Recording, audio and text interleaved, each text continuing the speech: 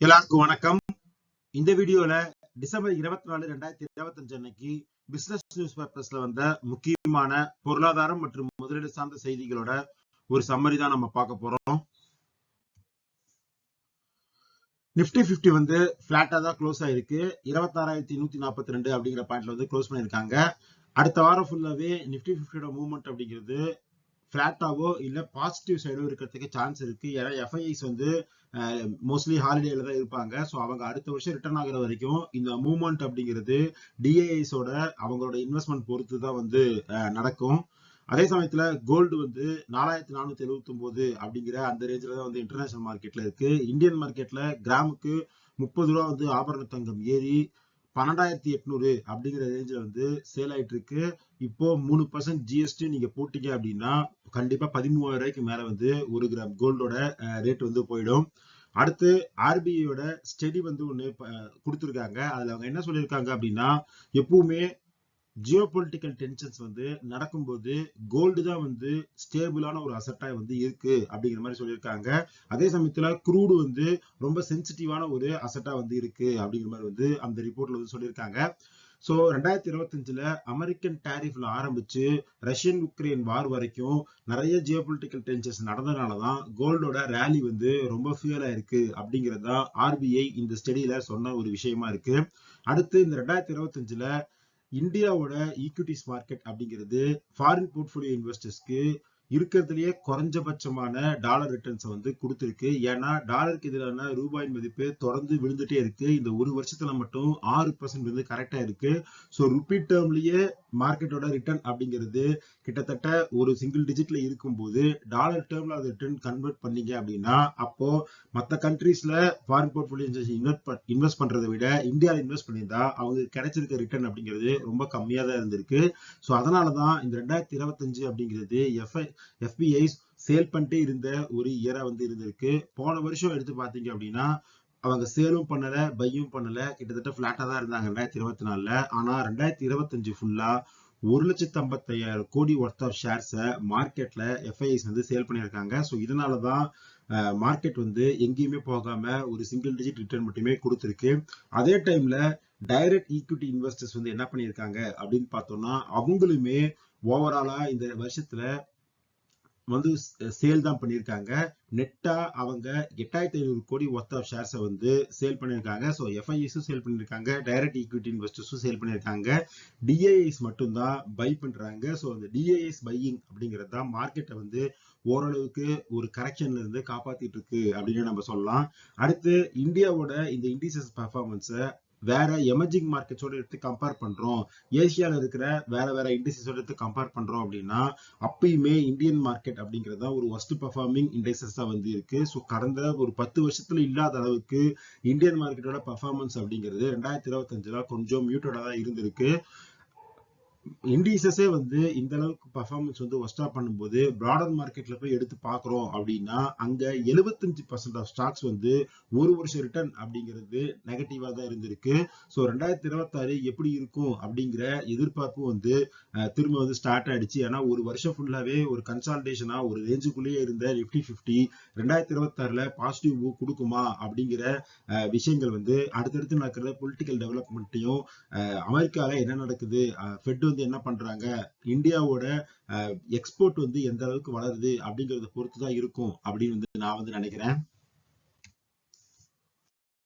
அடுத்து இன்னைக்கு stock related update வந்து கொஞ்சம் நிறைய இருக்கு. அது என்னன்னு ஒன்னொன்னா பார்க்கலாம். டாடா மோட்டர்ஸ் வந்து ஒரு அனௌன்ஸ்மெண்ட் பண்ணிருக்காங்க. என்ன அப்படின்னா அவங்களோட எலக்ட்ரிக் வெஹிக்கிள் செக்மெண்ட்ல அவங்க பினான்சியல் இயர் 30க்குள்ள 5 புது மாடல்ஸ் வந்து லான்ச் பண்ண போறோம். அதுக்கு 18,000 கோடி வந்து நாங்க வந்து இன்வெஸ்ட் பண்ண போறோம். ஸோ அது ரிலேட்டடா வந்து நாங்க ஒர்க் பண்ணிட்டு இருக்கோம் அப்படிங்கிற மாதிரி வந்து சொல்லியிருக்காங்க.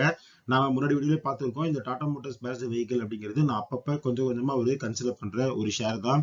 அடுத்து இதே ஆட்டோமொபைல் செக்மெண்ட்ல பஜாஜ் ஆட்டோ பத்தி ஒரு ஆர்டிகல் வந்திருக்கு. அதுல அவங்க என்ன சொல்லியிருக்காங்க அப்படின்னா பஜாஜ் வந்து இந்த வருஷம் ஃபுல்லாவே அவங்களோட மார்க்கெட் ஷேரை வந்து இழந்திருக்காங்க. அவங்களோட மார்க்கெட் ஷேரை பிடிச்ச கம்பெனிஸ் அப்படின்னு பாத்தீங்கன்னா ஹீரோ அண்ட் டிவிஎஸ் இவங்க ரெண்டு பேருமே மார்க்கெட் ஷேரை கெயின் பண்ணியிருக்காங்க. அதுலயும் குறிப்பா 125cc அது மட்டும் இல்லாம 150 to 250cc இது ரெண்டுலயுமே பஜாஜ் வந்து ஒரு ஸ்ட்ராங் ஹோல்டு வந்து வச்சிருந்தாங்க. இப்போ அந்த ஸ்ட்ராங் ஹோல்டு அப்படிங்கிறது குறைஞ்சு அந்த செக்மெண்ட்ல ஹீரோவோடையும் டிவிஎஸோட மார்க்கெட் ஷேர் அப்படிங்கிறது இன்க்ரீஸ் ஆயிருக்கு அப்படிங்கிற மாதிரி சொல்லியிருக்காங்க. ஸோ இந்த டொமஸ்டிக் மார்க்கெட் ஷேரை வந்து கீழே விழுந்ததை சரி கட்டுறதுக்காக அவங்களோட பிக்கஸ்ட் அக்வசிஷனான கேடிஎம் வந்து ரிவைவ் பண்ணி அதன் மூலமா வந்து சேல்ஸை பெருக்கிறதுக்கு பஜாஜ் ஆட்டோ வந்து ஒர்க் பண்ணிட்டு இருக்காங்க அப்படிங்கிற வந்து அப்டேட் பண்ணிருக்காங்க. அடுத்து கார்பரேட் கவர்னன்ஸ் ரிலேட்டடா முருகப்பா குரூப் மேல ஒரு சில அலிகேஷன்ஸ் வந்து இருந்தது. ஸோ அந்த அலிகேஷன்ஸை கம்பெனி வந்து ரெஃப்யூஸ் பண்ணியிருக்காங்க. ஸோ அந்த முருகப்பா குரூப்போட ஒரு இன்வெஸ்ட்மெண்ட் ஆர்ம் தான் வந்து சோலா இன்வெஸ்ட்மெண்ட் அண்ட் ஃபினான்ஸ். ஸோ அவங்க வந்து என்ன சொல்லியிருக்காங்க அப்படின்னா எங்க இந்த அலிகேஷன் எல்லாமே வந்து பேஸ்லெஸ்ஸா இருக்கு. ஸோ இதுக்கு எதிராக நாங்க லீகல் ஆக்ஷன் வந்து எடுக்க போறோம் அப்படிங்கிற மாதிரி வந்து சொல்லியிருக்காங்க. இந்த சோழமண்டலம் இன்வெஸ்ட்மெண்ட் கார்பரேஷன் வந்து எடுத்து பார்த்தோம் அப்படின்னா பிஇ வந்து 30 கிட்ட வந்து ட்ரேட் ஆயிட்டு இருக்கு. அடுத்து கோல் இந்தியா அவங்களோட சப்சிடரிஸை வந்து ஐபிஓஸா வந்து லிஸ்ட் பண்ண போறாங்க அப்படின்னு முன்னாடி அனௌன்ஸ் பண்ணியிருந்தாங்க. இப்போ அவங்களோட போர்டு வந்து மகாநதி கோல் ஃபீல்ட்ஸ் அப்புறம் SCCL இந்த ரெண்டு கம்பெனியோட ஐபிஓஸை லிஸ்ட் பண்றதுக்கு ஓகே பண்ணியிருக்காங்க. ஸோ இந்த ஐபிஓஸ் ரெண்டுமே வந்து ஃபினான்ஷியல் 26ல வரும் அப்படிங்கிற மாதிரி அனௌன்ஸ் பண்ணியிருக்காங்க. இந்த கோல் இந்தியா ஷேர் வந்து டிவிடெண்ட் மட்டுமே கொடுக்குற ஒரு ஷேர். பட் நீங்க ஷேரோட பர்ஃபார்மன்ஸ் எடுத்து பாத்தீங்க அப்படின்னா ஐபிஓ வந்து இப்போ வரைக்கும் எந்த ரிட்டர்னுமே பெருசா தரல. வெறுமனே டிவிடெண்டுக்காக மட்டும் இன்வெஸ்ட் பண்றவங்க மட்டும்தான் கோல் இந்தியால வந்து இன்வெஸ்ட் பண்றாங்க. அடுத்து HCL டெக் இந்த ஷேரை பத்தி போன 2-3 வீடியோலயும் வந்து அடுத்தடுத்த நியூஸ் வந்து பார்த்திருந்தோம். இந்த கம்பெனி ஒரு சில ஏஐ ரிலேட்டட் அப்புறம் டேட்டா ரிலேட்டட் கம்பெனிஸை வந்து அக்யூசியேஷன் பண்ணிட்டே இருக்காங்க. ஸோ இப்போ வரைக்கும் $400 million worth of acquisition and மெர்ஜர்ஸை வந்து HCL டெக் வந்து பண்ணியிருக்காங்க அப்படிங்கிற மாதிரி சொல்லியிருக்காங்க. ஸோ ஆர்கானிக்கா growth வந்து கொஞ்சம் ஹெட்வின்ஸ்ல இருக்கு. எல்லா ஐடி கம்பெனிஸ்க்குமே growth அப்படிங்கிறது பெருசா வந்து இல்லை. ஸோ 2025ல ஐடி கம்பெனிஸோட பர்ஃபார்மன்ஸ் வந்து growth சைடு வந்து கொஞ்சம் கம்மியா இருந்தாலும் டிசிஎஸ்ல இருந்து இப்ப HCL டெக் வரைக்கும் எல்லா கம்பெனிஸுமே ஒரு டார்கெட்டட் பைஸை வந்து பண்றதுக்கு ஒர்க் பண்ணிட்டு இருக்காங்க. ஸோ இப்போதைக்கு ஐடி கம்பெனிஸோட அந்த மூவ்மெண்ட் அப்படிங்கிறது அக்விசிஷன் சார்ந்துதான் இருக்கு. ஸோ இந்த HCL டெக்குமே வந்து அதுதான் பண்ணிட்டு இருக்காங்க அப்படிங்கிற மாதிரி தான் சொல்லியிருக்காங்க. ஸோ இந்த ஷேருமே $1600 அப்படிங்கிற ரேஞ்சில் வந்து ட்ரேட் ஆயிட்டு இருக்கு. நான் முன்னாடி வீடியோஸ்ல சொன்ன மாதிரி ஒரு $1300 கிட்ட வருது, $1400 கீழே வருது அப்படின்னா நான் வந்து பர்சனலா இந்த ஷேரை வந்து கன்சிடர் பண்ணுவேன். ஃபெடரல் பேங்க்ல ஒரு அப்டேட் இருக்கு. ஃபெடரல் பேங்க்ல வந்து பிளாக் ஸ்டோன் இன்வெஸ்ட் பண்ண போறாங்க அப்படிங்கிற மாதிரி வந்து சொல்லியிருந்தாங்க. ஸோ அதுல கிட்டத்தட்ட ஒரு 10% ஸ்டேக் வந்து அவங்க வாங்க போறோம் அப்படின்னு. ஸோ இப்போ காம்படிஷன் கமிஷன் ஆஃப் இந்தியா வந்து அந்த ப்ரப்போசலை ஓகே பண்ணியிருக்காங்க. இந்த ஷேர் வந்து ஒரு வருஷத்துக்கு முன்னாடி $140 ரேஞ்சில் தொடர்ந்து இருந்துட்டே இருந்தது. ஒரு 6-7 மாசமா எங்கேயுமே போகாம அங்கேயே இருந்தது. ஆனா இப்போ அங்க இருந்து கிட்டத்தட்ட டபுள் ஆகி $261 அப்படிங்கிற ரேஞ்சில் வந்து இருக்கு. ஸோ இப்போதைக்கு இந்த ஷேரை வந்து நான் வந்து கன்சிடர் பண்ண மாட்டேன். ப்ரீவியஸா அந்த கன்சிடர் பண்ண அந்த ரேஞ்சுக்குள்ள வந்து இது வந்து இல்லை. ஏன்னா புக் வேல்யூவா பாத்தீங்க அப்படின்னா ஒரு $140 அந்த ரேஞ்சில் தான் இருக்கும். ஸோ 2 டைம்ஸ் புக் வேல்யூ இருக்கிறதுனால வெயிட் பண்ணி அதுக்கப்புறம் ஏதாவது ஆப்ஷன்ஸ் வந்தா மட்டும் நம்ம வந்து கன்சிடர் பண்ணலாம். அடுத்து இண்டஸ்இண்ட் பேங்க் இந்த பேங்கோட இந்த அக்கௌண்டிங் டிஸ்கிரிபன்சி மேல அடுத்தடுத்து நியூஸ் வந்து வந்துட்டே இருக்கு. ஸோ இப்போ என்ன சொல்லியிருக்காங்க அப்படின்னா இந்தியாவோட சீரியஸ் ஃப்ராட் இன்வெஸ்டிகேஷன் ஆஃபீஸ் வந்து இந்த இண்டஸ்இண்ட் பேங்க்ல நடந்த 1960 கோடி டிஸ்கிரிபன்சிஸை வந்து விசாரிக்க போறாங்க அப்படிங்கிற மாதிரி அப்டேட் வந்து வந்திருக்கு. ஸோ இது வந்து இந்த பேங்க்குக்கு திரும்ப ஒரு நெகட்டிவ் நியூஸ் தான். ஸோ இந்த ஷேர் வந்து $848 அப்படிங்கிற ரேஞ்சில் வந்து ட்ரேட் ஆயிட்டு இருக்கு. பர்சனலா இந்த ஷேர் வந்து என்கிட்ட இருக்கு. பட் ஆனால் இப்போ ரீசெண்டா நான் வந்து பெருசா கன்சிடர் பண்றது இல்லை. ஓரளவுக்கு இந்த அக்கௌண்டிங் டிஸ்கிரிபன்சிஸும் அவங்களோட மேனேஜ்மெண்ட் செக்மெண்ட்ல வந்து ஒரு சில சேஞ்சஸ் வந்து நடந்துட்டு இருக்கு. ஸோ அதெல்லாம் நடந்து முடிஞ்சதுக்கு அப்புறம் இந்த ஷேர் வந்து எப்படி பர்ஃபார்ம் பண்ணுது அப்படிங்கிறத பொறுமையா ரிசல்ட்ஸ் வச்சு பார்த்துட்டு தான் வந்து நான் வந்து கன்சிடர் பண்ணலாம் அப்படின்னு இருக்கேன். அடுத்து நான் பர்சனலா கொஞ்சமா அக்குமுலேட் பண்ற ஒரு ஷேர் அப்படிங்கிறது எஸ் பேங்க் ஷேர்.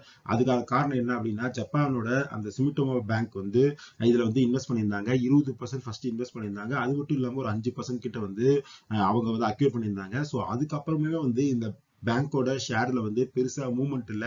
இப்போ ரீசெண்டா ஸ்ரீராம் பினான்ஸ்ல வந்து இந்த மாதிரி ஒரு இன்வெஸ்ட்மெண்ட் வந்து நடந்தது. அதுக்கப்புறம் ஷேர் வந்து ஒரே மாசத்துல 30% கிட்ட வந்து ரன் ஆயிருந்தது. பட் எஸ் பேங்க்ல பெருசா அந்த அளவுக்கு ஒரு மூவ்மெண்ட் இல்ல. அதுக்கான காரணம் என்ன அப்படின்னா ப்ரீவியஸா எஸ் பேங்க்ல ஒரு சில இஷ்யூஸ் வந்து இருந்தது. ஸோ அதனால இந்த பேங்க் மேல இருக்கிற நம்பிக்கை அப்படிங்கிறது இன்வெஸ்டர்ஸ் கிட்ட கொஞ்சம் கம்மியா இருக்கு. ஸோ இந்த ஷேர் வந்து ரன் ஆகணும் அப்படின்னா அவங்களோட ப்ராஃபிட்டபிலிட்டி வந்து கொஞ்சம் இம்ப்ரூவ் ஆகணும், நெட் இன்ட்ரெஸ்ட் மார்ஜின் வந்து இம்ப்ரூவ் ஆகணும். ஸோ அப்பதான் இந்த பேங்கோட அடுத்தடுத்த மூவ்மெண்ட் அப்படிங்கிறது நடக்கும் அப்படிங்கிற மாதிரி இந்த ஆர்டிக்கல் வந்து சொல்லியிருக்காங்க. ஸோ இந்த ஷேரோட புக் வேல்யூ அப்படிங்கிறது 15.7 அப்படிங்கிற மாதிரி இருக்கு. ஸோ புக் வேல்யூக்கு 1.5 டைம்ஸ் வந்து இந்த பேங்க் வந்து ட்ரேட் ஆயிட்டு இருக்கு. நான் வந்து ரொம்ப பொறுமையா லாங் டேர்முக்கு கொஞ்சம் கொஞ்சமா தான் வந்து இந்த ஷேர் வந்து அக்குமுலேட் பண்ணிருக்கேன். அடுத்து பேசஞ்சர் கேர் எக்ஸ்போர்ட்ஸ் அப்படிங்கிறது ஏப்ரல் டு நவம்பர் அந்த குவார்டர்ல வந்து 20% வந்து இன்க்ரீஸ் ஆயிருக்கு. ஸோ இந்தியன் கம்பெனிஸோட எக்ஸ்போர்ட்ஸ் அப்படிங்கிறது க்ரோ ஆயிட்டே இருக்கு. அடுத்து சிமெண்ட் கம்பெனில அதானி வந்து அவங்களோட 3 கம்பெனிஸை மெர்ஜ் பண்றாங்க அப்படிங்கிற மாதிரி வந்து நம்ம வந்து சொல்லியிருந்தோம். ஸோ அம்புஜா சிமெண்ட்ஸ் மட்டும்தான் இனிமே வந்து இருக்க போகுது. அவங்களோட ஓரியன் சிமெண்ட்ஸ் அதுக்கப்புறம் ஏசிசி இவங்க 2 பேருமே வந்து அம்புஜா சிமெண்ட்ஸ் கூட மெர்ஜ் பண்ண போறாங்க. ஸோ அப்படி நடக்கிறதுனால அம்புஜா சிமெண்ட்ஸோட ஈக்விட்டி வந்து ஒரு 12% டைல்யூட் ஆகும் அப்படிங்கிற மாதிரி வந்து அப்டேட் பண்ணியிருக்காங்க. அடுத்து எப்பவுமே இரண்டுல வந்து ஆஃபர்ஸ் அப்படிங்கிறது கார் கம்பெனிஸ் எல்லாருமே கொடுப்பாங்க. ஸோ இப்போ டாடா சியரா வந்து லான்ச் பண்ணதுக்கு அப்புறம் மற்ற காம்படிட்டிவ் கம்பெனிஸ் எல்லாருமே வந்து அவங்களோட மாடல்ஸ்ல 3 லட்சம் ரூபாய் வரைக்கும் ஆஃபர்ஸ் வந்து கொடுத்துருக்காங்க அப்படிங்கிற மாதிரி வந்து அப்டேட் பண்ணிருக்காங்க. இதுல ஹூண்டாயோட கிரிட்டா, கியோ, மாருதி சுசுக்கியோட கிராண்ட் விட்டாரா, ஸோ இவங்க எல்லாருமே வந்து ஒரு 3 லட்சம் ரூபாய் கிட்ட இயர் ஆஃபர்ஸ் வந்து கொடுத்துருக்காங்க. ஸோ இந்த வருஷம் ஃபுல்லாவே ஆட்டோமொபைல் கம்பெனிஸ் ஆஃபர்ஸ் வந்து அடுத்தடுத்து வந்து கொடுத்துட்டே இருக்காங்க. ஜிஎஸ்டி 2.0 வந்து வரும்போது அப்போ வந்து ஒரு கரெக்ஷன் வந்து பிரைஸ்ல வந்து நடந்திருந்தது. இப்போ திரும்ப இயர் எண்ட்ல ஒரு 3 லேக் கிட்ட வந்து ஒரு ஆஃபர் கொடுத்து இந்த மாதிரி செக்மெண்ட்டை வந்து அவங்க வந்து சேல வந்து புஷ் பண்றாங்க. அடுத்தது நாம இந்தியால மார்க்கெட்டோட ரிட்டர்ன்ஸ் வந்து கொஞ்சம் மியூட்டடா இருக்கிறதுனால இந்தியன்ஸ் வந்து இன்வெஸ்ட் பண்ற பேட்டர்ன் அப்படிங்கிறது இந்த வருஷம் வந்து மாறி இருக்கு. ஒண்ணு அவங்க கோல்டு அண்ட் சில்வர்ல அதிகமா வந்து இன்வெஸ்ட் பண்ணிருக்காங்க. ஸோ அது வந்து நம்ம பாசிட்டிவ் இன்வெஸ்ட்மெண்ட்ல போய் எடுத்து பார்த்தோம் அப்படின்னா அந்த டேட்டா வந்து அதிகமா இருக்கு. அது மட்டும் இல்லாம யாரெல்லாம் வந்து குளோபல் மார்க்கெட்ஸ்ல அவங்களோட இன்வெஸ்ட்மெண்ட் பண்றதுக்கான ஆப்பர்ச்சுனிட்டிஸ் இருக்கும். ஸோ அவங்களுமே அதுல இன்வெஸ்ட்மெண்ட்ஸ் வந்து இன்க்ரீஸ் பண்ணியிருக்காங்க. போன வருஷத்தோட கம்பேர் பண்ணும்போது வெளிநாட்டு மார்க்கெட்ல வந்து முதலீடு பண்ணவங்களோட ஒட்டுமொத்த இன்வெஸ்ட்மெண்ட் அப்படிங்கிறது 54% வந்து இன்க்ரீஸ் ஆயிருக்கு அப்படிங்கிற மாதிரி வந்து டேட்டா வந்து சொல்லுது. அடுத்தது இன்டர்நேஷனல் லெவல்ல என்னென்ன டெவலப்மெண்ட் நடந்திருக்கு அப்படிங்கிறத பார்க்கலாம். ஃபர்ஸ்ட் ரஷ்யாவுக்கு உக்ரைனுக்குமான அந்த வார் தான். திரும்ப அந்த வாரோட டென்ஷன்ஸ் அப்படிங்கிறது ரீசர்ஃபேஸ் ஆயிருக்கு. ஓரளவுக்கு அந்த டென்ஷன்ஸ் எல்லாம் கூல் ஆஃப் ஆகி அமெரிக்காவோட பீஸ் அக்ரிமெண்ட் வந்து நடந்துரும், அமெரிக்கா சொன்ன அந்த டேர்ம்ஸ்ல வந்து ரஷ்யாவுக்கு உக்ரைனுக்கு நடந்துரும் அப்படிங்கிற மாதிரி நியூஸ் எல்லாம் வந்திருந்தது. ஆனா இப்ப திரும்ப ரஷ்யா வந்து ஒரு 650 ட்ரோனை உக்ரைன் மேல வந்து தாக்கியிருக்காங்க. அது மட்டும் இல்லாம 38 மிசைல்ஸ் வந்து தாக்கியிருக்காங்க அப்படிங்கிற மாதிரி அப்டேட் வந்திருக்கு. ஸோ கோல்டோட இப்ப ரீசெண்ட் ஒரு 2-3 நாள் ரன் அப்படிங்கிறது இந்த இஷ்யூனால தான் வந்து நடந்திருக்கு அப்படிங்கிற மாதிரி அப்டேட் பண்ணியிருக்காங்க. அடுத்து அமெரிக்கன் எக்கானமி அப்படிங்கிறது செப்டம்பர் குவார்டர்ல 4.3% வந்து வளர்ந்திருக்கு. ஸோ அதனால ரிசெஷன் ஃபியர்ஸ் அப்படிங்கிறது இப்போதைக்கு அமெரிக்கன் மார்க்கெட்ல இல்ல. ஸோ எக்கானமியும் வளர்ந்திருக்கு. போன தடவை இன்ஃபிளேஷன் ஃபிகர்ஸும் வந்து கம்மியா வந்திருக்கு அப்படிங்கிறதுனால ரேட் கட் பண்ணணும் அப்படிங்கிற அந்த வாய்ஸ் வந்து திரும்ப வந்து அமெரிக்கா வந்து ரைஸ் ஆக ஆரம்பிச்சிருக்கு. அதே சமயத்துல டாலரோட வேல்யூ அப்படிங்கிறது இந்த வருஷம் 8% வந்து கீழே விழுந்திருக்கு. 2017 இருந்தே டாலரோட வேல்யூ அப்படிங்கிறது வருஷம் வந்து குறைஞ்சிட்டே இருக்கு. ஸோ இந்த வருஷம் இது வரைக்கும் இல்லாத அளவுக்கு 8% வந்து ஒரே வருஷத்துல கரெக்டா இருக்கு. இதுல இன்ட்ரெஸ்டிங் ஃபீச்சர் என்ன அப்படின்னா இன்டர்நேஷனலா டாலரோட வேல்யூ அப்படிங்கிறதும் குறையுது. அதே சமயத்துல டாலருக்கு எதிரான மற்ற கரன்சிஸோட வேல்யூ அப்படிங்கிறதும் குறையுது. ஸோ எல்லா கண்ட்ரிலையுமே வந்து அந்தந்த கண்ட்ரியோட வேல்யூவேஷன் அப்படிங்கிறது குறைஞ்சிட்டே இருக்கு. ஸோ எக்கானமி மேல மக்களோட நம்பிக்கை அப்படிங்கிறது குறையுது. ஸோ இதோட ரிஃப்ளெக்ஷன் தான் கோல்டோட பிரைஸ் இன்க்ரீஸ்ல வந்து நமக்கு தெளிவா தெரியுது. அடுத்து இன்டெல் ஷேர் வந்து ஓரளவுக்கு ஒரு ரன் வந்து கொடுத்தது. அதுக்கு முக்கியமான காரணம் என்விடியா அவங்களோட அந்த கம்பெனில ஒரு சில இன்வெஸ்ட்மெண்ட்ஸையும் அவங்களோட ப்ராடக்ட்ஸ் வந்து பை பண்றோம் அப்படிங்கிற மாதிரி ஒரு சில நியூஸ் வந்து கொடுத்துருந்தாங்க. ஸோ அதனாலதான் இன்டெல் ஷேர் வந்து பாசிட்டிவா வந்து மூவ் ஆயிட்டு இருந்தது. இப்போ என்விடியா வந்து அவங்களோட அந்த ப்ரொடக்ஷன் டெஸ்ட்டை வந்து ஹால்ட் பண்ணிட்டாங்க அப்படிங்கிற மாதிரி வந்து நியூஸ் வந்து இருக்கு. ஸோ இதனால இன்டெல் ஷேர்ல மைனரா வந்து அமெரிக்கன் மார்க்கெட்ல ஒரு கரெக்ஷன் வந்து இருக்கு. அடுத்து இந்தியால லிக்விடிட்டி கிரன்ச் வந்து இருக்கு. ஸோ அதை வந்து பூஸ்ட் பண்றதுக்காக ஆர்பிஐ வந்து ஒரு 2 லட்சம் கோடிக்கு ஓப்பன் மார்க்கெட் ஆபரேஷன் வந்து நாங்க பண்ண போறோம் அப்படிங்கிற மாதிரி சொல்லியிருக்காங்க. அதே மாதிரி ரூபாவை வந்து ஸ்ட்ரென்தன் பண்றதுக்காக ஒரு $10 பில்லியன் டாலர் ஸ்வாப்பும் வந்து பண்ண போறோம் அப்படிங்கிற மாதிரி ஆர்பிஐ வந்து அனௌன்ஸ் பண்ணியிருக்காங்க. ஸோ கடந்த ஒரு வருஷமாவே இந்த மாதிரியான ஆர்பிஐ ஆக்ஷன் அப்படிங்கிறது அடுத்தடுத்து நடந்துட்டே இருக்கு. ஸோ அப்படி நடந்துமே ரூபாவோட ஃபால் அப்படிங்கறது ஆர்பிஐ பெருசா வந்து தடுக்க முடியல. அடுத்து ஓயோ வந்து ஐபிஓ வர போறாங்க. ஸோ நிறைய ஸ்டார்ட் அப் கம்பெனிஸ் இந்த மாதிரி சின்ன ரீசெண்டா வந்த கம்பெனிஸ் வந்து ஐபிஓ வர்றது அப்படிங்கிறது 2025 நடந்தது. ஸோ 2026லயும் இதே மாதிரி நிறைய கம்பெனிஸ் வந்து மார்க்கெட்டுக்கு வந்து வர போறாங்க. 6650 கோடி மார்க்கெட்ல வந்து அவங்க ரைஸ் பண்ண போறோம் அப்படிங்கிற மாதிரி சொல்லியிருக்காங்க. அடுத்து WTOல வந்து சைனா இந்தியா மேல ஒரு சில அக்யூசியேஷன் வந்து வச்சிருக்கு. ஸோ அதுல அவங்க என்ன சொல்லியிருக்காங்க அப்படின்னா ஐடில டாரிஃப் போடுறது, அது மட்டும் இல்லாம இந்த சோலார் மாடல்ஸ் மேனுஃபேக்சர் பண்றதுல ப்ராடக்ட் லிங்க் இன்சென்டிவ்ஸ் கொடுக்கறது எல்லாமே WTOல இருக்கிற அக்ரிமெண்ட்டுக்கு எகெயின்ஸ்டா இந்தியா வந்து பண்ணுது அப்படிங்கிற மாதிரி சைனா வந்து இந்தியா மேல அக்யூசியேஷன் வச்சிருக்காங்க. ஸோ இதெல்லாம் தான் இன்னைக்கு பிசினஸ் நியூஸ் பேப்பர்ஸ்ல வந்து முக்கியமான பொருளாதாரம் மற்றும் முதலீடு சார்ந்த செய்திகள். இந்த வீடியோ பிடிச்சிருந்தா இந்த வீடியோ லைக் பண்ணுங்க, நம்ம சேனல் சப்ஸ்கிரைப் பண்ணுங்க. இந்த வீடியோல நம்ம டிஸ்கஸ் பண்ண எல்லா விஷயங்களுமே ஒரு இன்ஃபர்மேட்டிவ் பர்பஸ்க்கு தான். நீங்க பர்சனலா இன்வெஸ்ட் பண்றதுக்கு முன்னாடி ரிசர்ச் பண்ணிட்டு ஒரு செபி சர்டிஃபிகேட் செக் பண்ணிட்டு அதுக்கப்புறம் வந்து இன்வெஸ்ட் பண்ணுங்க. இதே மாதிரி இன்னொரு வீடியோ மீட் பண்றேன். அது வரைக்கும் நன்றி, வணக்கம்.